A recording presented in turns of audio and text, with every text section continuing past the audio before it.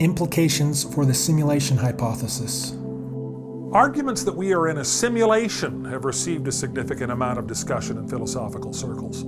This includes the new God argument, which argues that whoever is running the simulation may fit the definition of God. The simulation hypothesis is dependent on at least one of the functionalist theories being demonstrated to be true. There is evidence on Canonizer that various forms of functionalism are currently the leading popular consensus.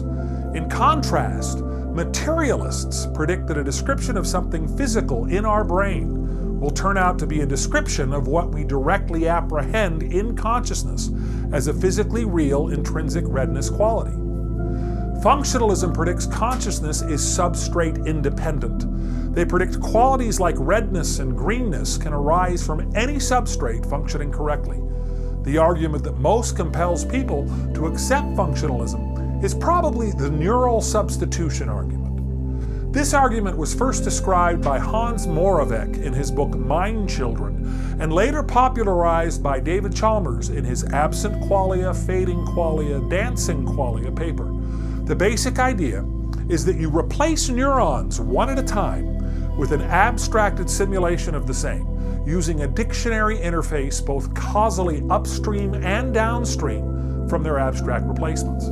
Before you progress from replacing one neuron to the next, you implement a switching mechanism which can switch back and forth between the current real and simulated version. You don't proceed to replacing the next neuron until you have verified to the subject that there is no qualitative difference in the qualities of consciousness as you switch between the real and simulated versions. Once it has been proven that there is no qualitative difference between the two, you move on to do the same, replacing the next neuron.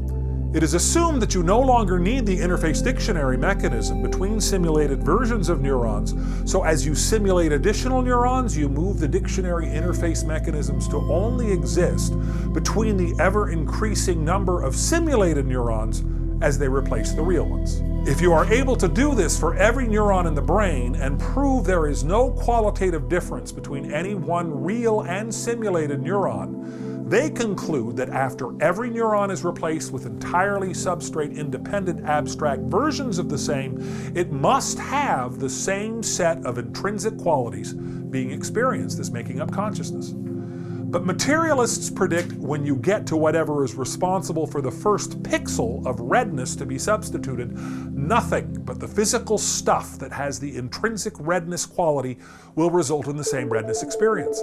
And if nobody is able to reproduce redness with anything else, including any abstract functional system, this will demonstrate that neural substitution is not possible. This would also falsify all functionalist theories of consciousness.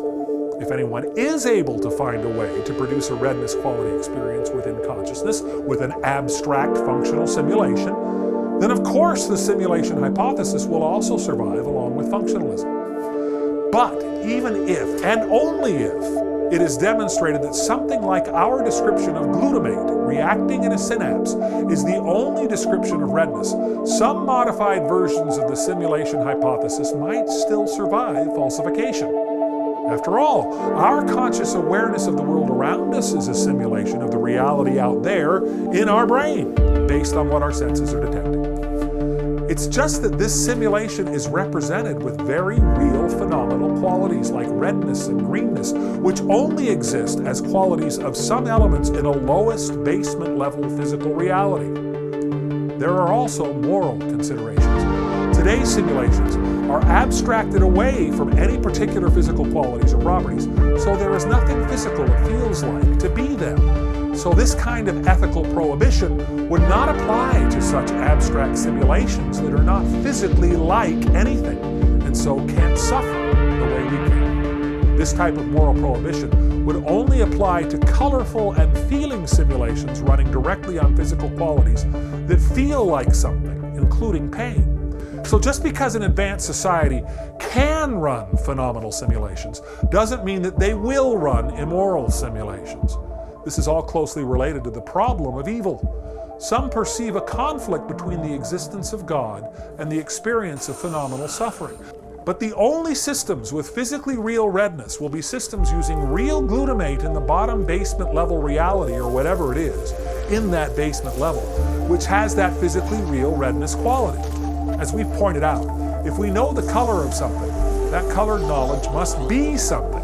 Since our consciousness itself is a simulation, it will always remain a possibility that we could have phenomenal simulations running on top of ever lower levels of phenomenal simulations.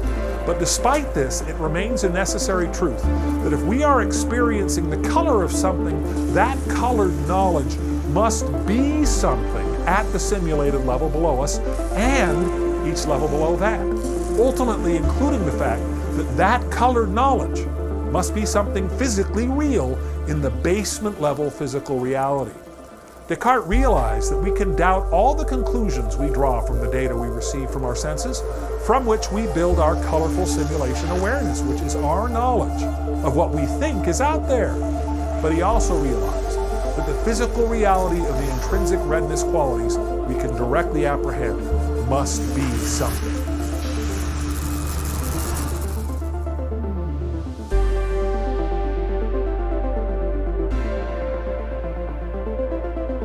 Use your support.